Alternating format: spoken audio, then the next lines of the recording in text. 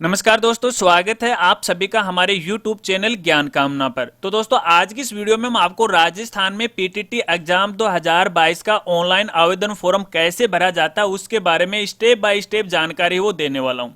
अगर आप भी 2 वर्षीय या फिर 4 वर्षीय बीएड करना चाहते हैं और पीटीटी एग्जाम 2022 का फॉर्म भरना चाहते हैं तो इस वीडियो के साथ वो आप बने रहे। चलिए वीडियो को शुरू करते हैं।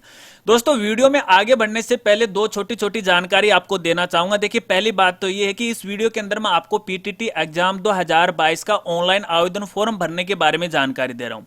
अगर आपको पीटीटी एग्जाम 2022 की बेसिक जानकारी आपको जानना है, यथा सिलेबस आपको जानना है, एग्जाम कैसे रहेगी, किस तरह का क्वेश्चन पेपर आएंगे, कितने क्वेश्चन आएंगे, क्या टाइम रहेगा, तो इसके लिए आप हमारा दूसरा वीडियो देख सकते हैं। आपको यूट्यूब पे जाके सर्च करना है पीटीटी 2022 ज्ञान कामना, तो आपके सामने देखिए हमारा ये वीडियो आ जाएगा। इस वीडियो के अंदर हमने पूरी जानकारी वो दे रखी और वैसे इस वीडियो का लिंक आपको वीडियो के डिस्क्रिप्शन में आपको मिल जाएगा। अब दोस्तों पीटीटी एग्जाम 2022 का फॉर्म भरने से पहले यह बात भी जरूरी है कि इस फॉर्म की लास्ट डेट क्या है। तो यहां पे देखिए फिलहाल जो लास्ट डेट है पीटीटी एग्जाम 2022 के फॉर्म की, तो यहां पे देखिए 31 मार्च 2022 है।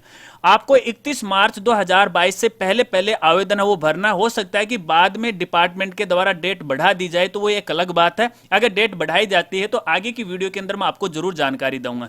चलिए अब पीटीटी एग्जाम 2022 का फॉर्म भरना शुरू करते हैं। तो दोस्तों फॉर्म भरने के लिए सबसे पहले तो आपको पीटीटी की ऑफिशियल वेबसाइट पे विजिट करना है, जो कि इस तरह से आपको दिखाई देगी। आपको क्या करना है, सबसे पहले आपको गूगल पे जाके यहाँ पे सर्च करना है पीटीटी राज 2022। तो आपके सामने देखिए यहाँ पे पीटीटी एग्जाम 2022 की ऑफिशियल वेबसाइट आ जाएगी।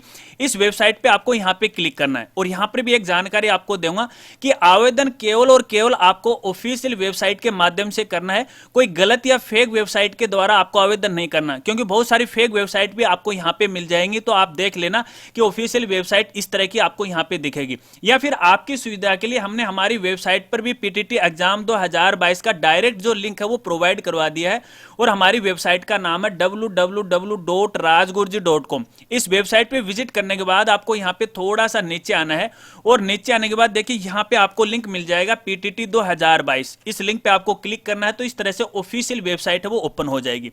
अब दोस्तों ऑफिशियल वेबसाइट ओपन होने के बाद देखिए यहां पे आपको 2 लिंक मिलेंगे और यहां पे देखिए लेफ्ट साइड में तो 4 ईयर जो बीएड करना चाहते हैं उनके लिए लिंक मिल जाएगा और राइट साइड में तो 2 वर्षीय बीएड करना चाहते हैं तो यहां पे लिंक मिल जाएगा। अगर आप 2 वर्ष के लिए अप्लाई करना चाहते हैं तो आपको इस लिंक पे क्लिक करना है।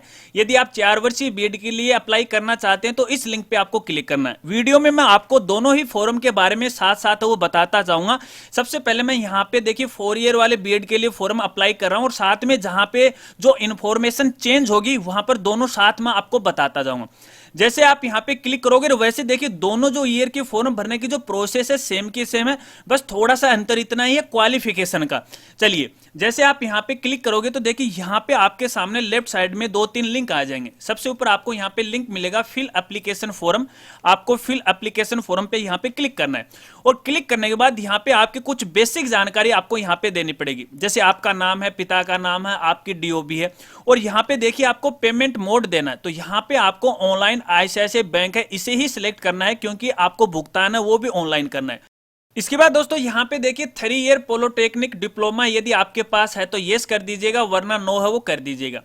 इसके बाद आगे यहाँ पे आपको अपने 12th क्लास के बारे में जानकारी देनी, यानी आपको अपने संकाय के बारे में जानकारी देनी है। आर्ट्स है, साइंस है, क्या है अपनी आवश्यकता के अनुसार दे दीजिएगा। ओके पे आपको यहाँ पे क्लिक करना है।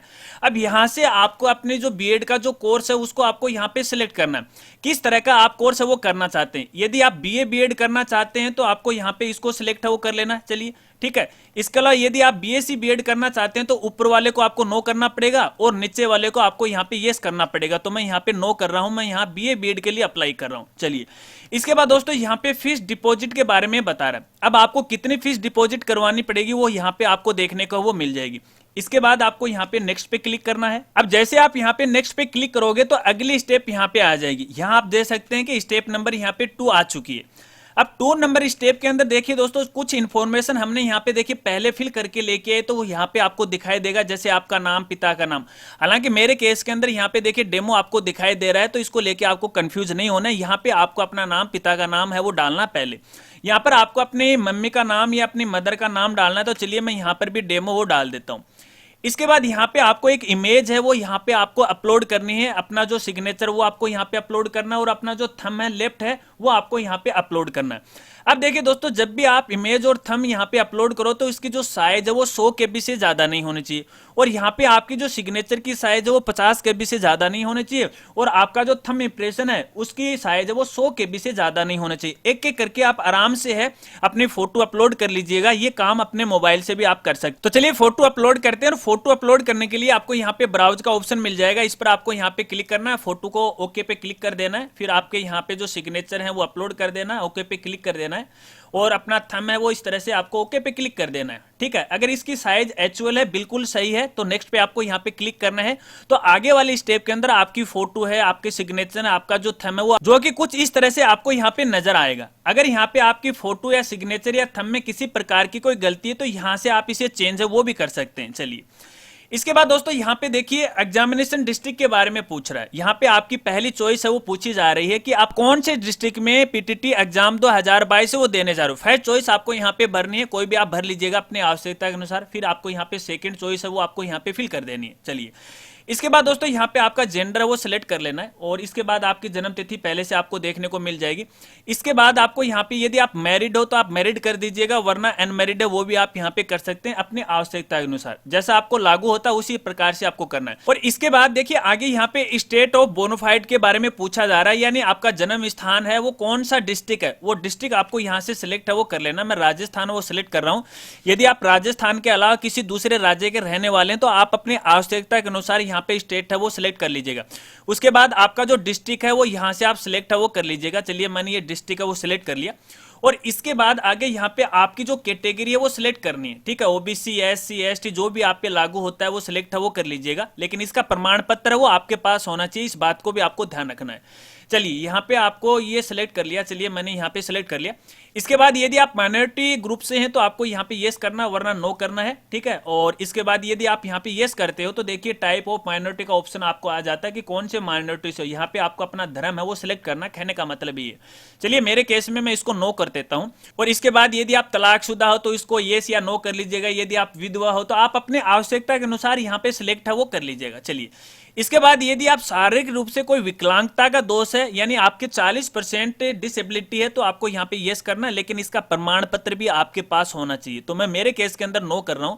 यदि आप जैसे आप यहाँ पे यस करोगे तो यस करने के बाद यहाँ पे देखिए विकलांगता का प्रकार है वो पूछा जाएगा, कौन सी है वो सिलेक्ट कर लीजिएगा। तो मेरे केस के अंदर मैं यहाँ पे नो है वो कर लेता हूँ। चलिए, इतना फिल करने के बाद दोस्तों आगे यहाँ पे देखिए आपका अपना एड्रेस पता है वो पूरा आपको लिखना है। यहाँ पे देखिए एक तो परमानेंट यानी स्थायी पता है, और एक यहाँ पे देखिए पत्राचार का पता है। अगर ये दोनों सेम है तो आपको सेम डालना है, अगर अलग अलग है तो आप इसको अलग भी डाल सकते हैं। चलिए, ये स्टेप कंप्लीट होने के बाद दोस्तों यहाँ पे देखिए कोर्स सिलेक्शन का ऑप्शन यहाँ पे आ रहा है और फीस डिपॉजिट। ठीक है, तो यहाँ पे 3 ईयर पॉलिटेक्निक डिप्लोमा है, तो हमने पीछे यहाँ पे देखिए नो किया था तो यहाँ पे बिल्कुल खाली आ गया, और यहाँ पे जो इन्फॉर्मेशन है जो हमने फर्स्ट स्टेप के अंदर फिल करके लेके आया था वो हमें यहाँ पे दिखाई दे रही है। चलिए, इसके बाद दोस्तों आगे यहाँ पे आपको अपनी क्वालिफिकेशन की जानकारी आपको यहाँ पे देनी है। अगर आप अपियरिंग हो तो आप अपियरिंग सिलेक्ट कर सकते हो, सीनियर सेकेंडरी यानी 12th क्लास के अंदर। ठीक है, अगर आप पास हो तो पास है वो सिलेक्ट कर सकते हो।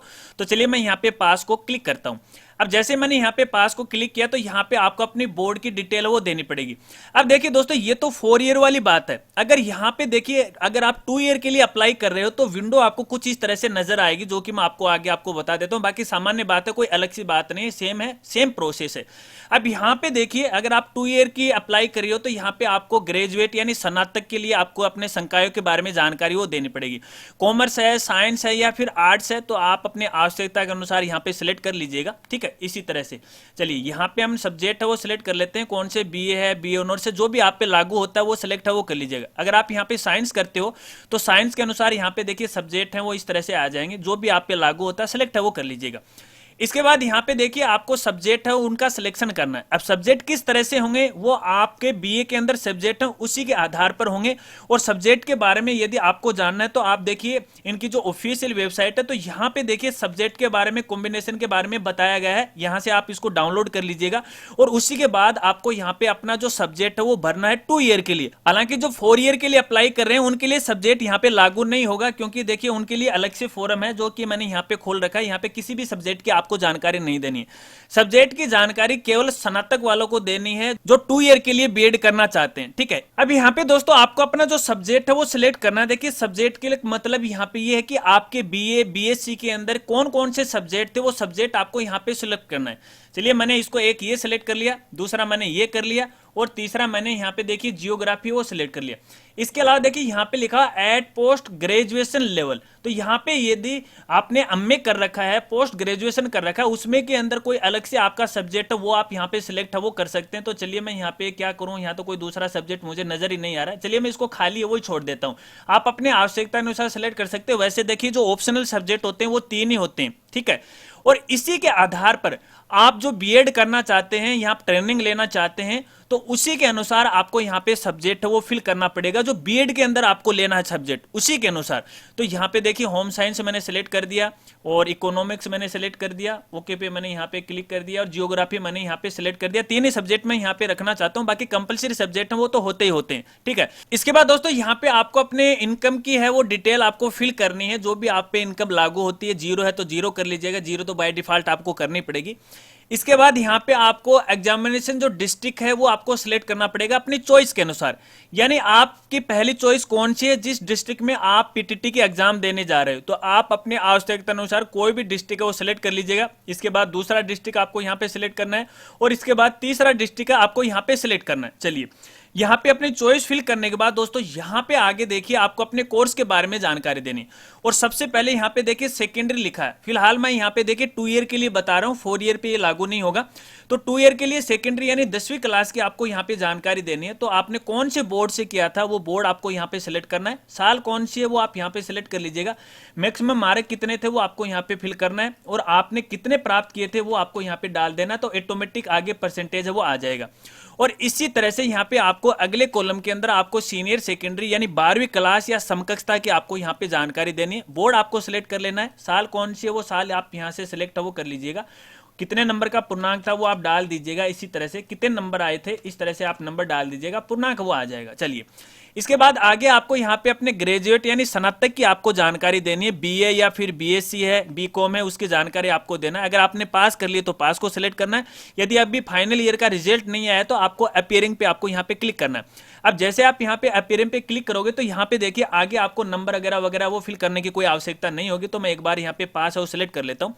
और इसके बाद स्नातक क्या किया आपने, तो यहाँ पे जैसे आपने बीए किया, चलिए मैं यहाँ पे आपको बीए लिख देना है और यूनिवर्सिटी कौन सी है यहाँ पे यूनिवर्सिटी को आपको सिलेक्ट है वो कर लेना है। तो चलिए मैं इसको सिलेक्ट कर लेता हूँ और कौन से साल में आपने पास किए उसको आपको फिल करना है। और इसके बाद यहाँ पे फाइनल ईयर की टोटल जो नंबर है वो आपको यहाँ पे डालना है, जैसे 1800 मैंने यहाँ पे डाल दिया, आप अपने आवश्यकता के अनुसार है वो डाल दीजिएगा। इसके बाद 1800 में कितने आपने प्राप्त किए वो आपको यहाँ पे डाल देना, तो परसेंटेज आगे ऑटोमेटिक आ जाएगी। इसके बाद दोस्तों आगे आपको यहाँ पे अपने पोस्ट ग्रेजुएशन के बारे में आपको यहाँ पे जानकारी देनी, यानी यदि आपने एमए या फिर एमएससी पास किया है या फिलहाल अपीयरिंग है, अगर आप देना चाहते हो तो आप दे भी सकते हो, नहीं देना चाहते हो तो मर्जी आपकी है। तो यहाँ पे नोट एप्लीकेबल भी लागू कर सकते हो, अपीयरिंग भी दिखा सकते हो, पास है वो भी दिखा सकते हो, तो मैं यहाँ पे अपीयरिंग है वो कर रहा हूँ, ठीक है। अगर आपने यहाँ पे पास कर लिया है तो वो साल सेलेक्ट कर लेनी है, कितना नंबर आया वो आपको यहाँ पे फिल कर देना है और फिल करने के बाद आपको यहाँ पे देखिए ओके पे क्लिक कर देना या फिर सेव एंड प्रोसीड पे आपको यहाँ पे क्लिक कर देना है, तो आपकी स्टेप है वो कंप्लीट हो जाएगी। तो दोस्तों ये तो है 2 ईयर वालों के लिए। अगर मैं यहाँ पे 4 ईयर वालों के लिए बात करूं तो यहाँ पे देखिए जो 4 साल के लिए बीएड कर रहे हैं तो यहाँ पे उनको सेकेंडरी की जो बोर्ड है वो सिलेक्ट कर लेना है और उसके बाद कौन सा साल था वो साल आपको यहाँ पे सिलेक्ट है वो कर लेना। तो चलिए मैं कोई भी एक साल है वो सिलेक्ट कर लेता हूँ, कितना नंबर था, तो यहाँ पे आप अपने आवश्यकता के अनुसार नंबर है वो डाल दीजिएगा, कितने नंबर आपने प्राप्त किए वो डाल दीजिएगा, यहाँ पे परसेंटेज आ जाएगी। और इसी तरह से आपने अगर पॉलिटेक्निक या सीनियर सेकेंडरी आपने किया है तो बोर्ड आपको यहाँ पे सिलेक्ट करना है, साल आपको यहाँ से सिलेक्ट है वो कर लेनी है। तो चलिए मैं यहाँ पे साल है वो सिलेक्ट कर लेता हूँ, टोटल पूर्णांक आपको यहाँ पे डाल देना है और उसके बाद कितने नंबर आए वो आपको यहाँ पे डाल देना है। चलिए इसके बाद दोस्तों यहाँ पे देखिए अगर आप अपीयरिंग में हैं तो यहाँ पे देखिए अपीयरिंग में आपको फिल करना पड़ेगा, क्योंकि हमने देखिए ऊपर पास है वो दिखा है। यदि मैं इसको अपीयरिंग में वो दिखा देता हूँ इस तरह से, तो देखिए नीचे वाला जो ऑप्शन है वो सिलेक्ट हो जाता है, तो बोर्ड आपको सिलेक्ट है वो करना पड़ेगा इस तरह से, ठीक है। और कौन सा साल है वो 22 है फिलहाल चल रहा है, रोल नंबर आपको यहाँ पे डाल देने। ये डिटेल फिल करने के बाद दोस्तों आपको यहाँ पे देखिए ऑप्शन मिलता है, यहाँ पे इनकी टर्म्स हैं, इनको आपको एक्टिव कर देना, गुड का मार्क आपको लगा देना है। इसके बाद आपको यहाँ पे देखिए प्रोसीड पे क्लिक है वो कर देना है। यहाँ पे एक बार आपको वेरिफिकेशन के लिए बोला जाएगा कि आपने जो डिटेल फिल की है क्या वो सही है क्या। अगर वो सही है तो आपको यहाँ पे ओके पे क्लिक कर देना है और यहाँ पे देखिए नीचे फिर से आपको वेरीफाई का ऑप्शन मिल जाएगा, इस पर आपको यहाँ पे क्लिक करना है तो आपकी ये स्टेप भी है वो कंप्लीट हो जाएगी। इसके बाद दोस्तों आपके सामने वो चालान आ जाएगा और इस चालान की राशि है वो आपको यहाँ पे देखिए नजर आएगी। और इसके बाद देखिए दोस्तों यहाँ पे ऊपर आपको पेमेंट का लिंक वो मिल जाएगा, यानी इस चालान का भुगतान है वो आपको ऑनलाइन ही करना पड़ेगा। आप यूपीआई के माध्यम से कर सकते हैं या फिर यदि आपके पास नेट बैंकिंग है तो उसके माध्यम से भी आप कर सकते हैं। तो पेमेंट करने के लिए आपको मेक ए पेमेंट वाले ऑप्शन पे क्लिक करना है।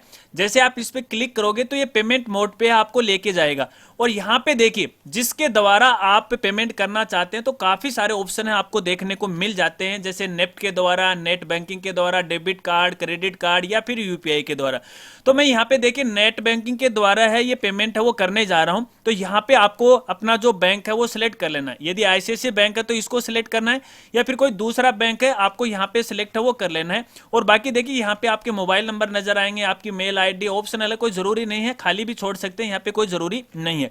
मैं यहाँ पे अदर बैंक है उसको मैं सिलेक्ट करता हूँ और यहाँ पे देखिए प्रोसीड नाउ वाले ऑप्शन पे क्लिक करते हैं तो यहाँ पे देखिए बैंक के बारे में पूछा जाएगा कि आप कौन से बैंक से है अपना पेमेंट है वो करने जा रहे हो। तो यहाँ पे देखिए काफी सारे पेमेंट के ऑप्शन आपके नजर आ जाते हैं, कहने का मतलब काफी बैंक के ऑप्शन आपको नजर आएंगे। अब जिस बैंक के माध्यम से आप पेमेंट करना चाहते हैं उसको आपको यहाँ पे क्लिक करना है। जैसे यहाँ पे हमने एसबीआई को सिलेक्ट कर लिया और पे नाउ पे आपको यहाँ पे क्लिक करना है। अगर आप यूपीआई से करना चाहते हैं तो यूपीआई से भी कर सकते हैं, कोई दिक्कत नहीं। अब आगे यहाँ पे देखिए यदि आपके पास नेट बैंकिंग की सुविधा है तो आपको अपने बैंक का यूजर नेम पासवर्ड आपको डालना है और फिर आपको नेक्स्ट पे क्लिक कर देना है तो आपका जो पेमेंट है वो कट जाएगा। कहने का मतलब है आपका फॉर्म है वो सक्सेसफुली हो जाएगा। और दोस्तों यहाँ पर भी एक जानकारी आपको देना चाहूंगा, देखिए कई बार ऐसा होता है कि जब भी अपन पेमेंट करते हैं तो पेमेंट के दौरान कोई टेक्निकल इशू होता है तो हमारे देखिए बैंक अकाउंट से पैसे तो कट जाते हैं लेकिन हमारा फॉर्म है वो फाइनली सबमिट नहीं होता है। तो इसके लिए आपको 1-2 दिन का है वो वेट कर लीजिएगा। अगर 1-2 दिन के बाद भी ऐसी समस्या आती है कि पेमेंट तो कट गया और फॉर्म फाइनली सबमिट नहीं हुआ है तो आपको क्या करना है, यहाँ पे देखिए पीटीटी की जो ऑफिशियल वेबसाइट है यहाँ पे देखिए इनके फोन नंबर आपको यहाँ पे नजर आ जाएंगे। इन्हीं फोन नंबर पे आपको अपनी शिकायत है वो दर्ज करवानी है या फिर ये जो मेल आईडी यहाँ पे दे रखी है इस मेल आईडी पे आपको अपनी शिकायत है वो दर्ज करवानी है ताकि आपका जो पेमेंट है वो वेरीफाई कर दे। हालांकि इस वीडियो के अंदर देखिए मैं कोई भी जो आगे है पेमेंट नहीं करने जा रहा हूं, लेकिन जैसे आप पेमेंट सक्सेसफुली कर दोगे तो आपका फॉर्म है वो भरा आ जाएगा और आपके सामने कुछ इस तरह से फॉर्म है वो नजर आएगा। यहाँ पे आपकी फोटो नजर आएगी, आपका नाम आएगा, फॉर्म है वो आपको यहाँ पे प्रिंट कर लेना और अपने पास है वो सेव कर लेना है। और सेव करने के बाद आपको कहीं पर भी जमा है वो नहीं करवाना है। अब देखिए दोस्तों मान लीजिए आपने फाइनली फॉर्म है वो भर दिया और बाय चांस ऐसा होता है टेक्निकल समस्या आ जाती है कि पेमेंट कट गया, फॉर्म है वो भी सक्सेसफुली हो गया लेकिन हम फॉर्म है वो प्रिंट नहीं कर पा रहे, तो आपको टेंशन नहीं लेना है। अब वापस आपको क्या करना है कि पीटीटी की ऑफिशियल वेबसाइट पे आपको विजिट करना है। अब आप जिस ईयर के लिए फॉर्म अप्लाई किया है यानी 4 वर्षीय किया है तो आपको इस वाले लिंक पे क्लिक करना है और 2 वर्षीय वाला किया है तो आपको इस लिंक पे क्लिक करना है। और जब आप इन पे यहाँ पे क्लिक करोगे तो क्लिक करने के बाद देखिए यहाँ पर आपको ऑप्शन है वो नजर आ जाते हैं। देखिए चेक चालान ट्रांजेक्शन स्टेटस, अगर आपका ट्रांजेक्शन या फिर आपका पेमेंट फेल हो जाता है तो यहाँ से उसका स्टेटस आपको चेक करना है, क्योंकि हमारे बैंक अकाउंट से तो पैसा कट जाता है लेकिन कई बार ऐसा होता है कि फॉर्म फाइनली सबमिट नहीं होता है। तो यहाँ से उसका स्टेटस है 1-2 दिन बाद में आपको चेक करना है ताकि उनके सर्वर पे जाके अपडेट हो जाए तो उसका स्टेटस का आपको पता लग जाए। या फिर यहाँ पे देखिए अपना जो फॉर्म है आपको यहाँ से रीप्रिंट कर सकते हैं। रीप्रिंट का मतलब ये है कि यदि आपका पेमेंट सक्सेसफुली हो गया, ट्रांजैक्शन नंबर आपके पास आ जाते हैं तो यहाँ पे आपको रीप्रिंट एप्लीकेशन फॉर्म पे आपको यहाँ पे क्लिक करना है। और क्लिक करने के बाद यहाँ पे देखिए आपके सामने 2 ऑप्शन आ रहे हैं, बाय फॉर्म नंबर या चालान से भी आप अपना फॉर्म है वो प्रिंट कर सकते हैं और बाय कुछ जनरल जो डिटेल है उनसे भी आप अपना फॉर्म है यहाँ से वो प्रिंट कर सकते हो। कुछ ज्यादा जानकारी नहीं है। तो कहने का मतलब दोस्तों यही है कि इस तरीके से आप अपना जो फॉर्म है पीटीटी एग्जाम 2022 का ऑनलाइन फॉर्म है वो भर सकते हैं। अगर फॉर्म भरते समय आपको किसी प्रकार की कोई दिक्कत आ रही है, कोई समस्या आ रही है तो आप वीडियो के नीचे कमेंट कर सकते हैं, मैं आपकी पूरी हेल्प करने की वो कोशिश करूंगा।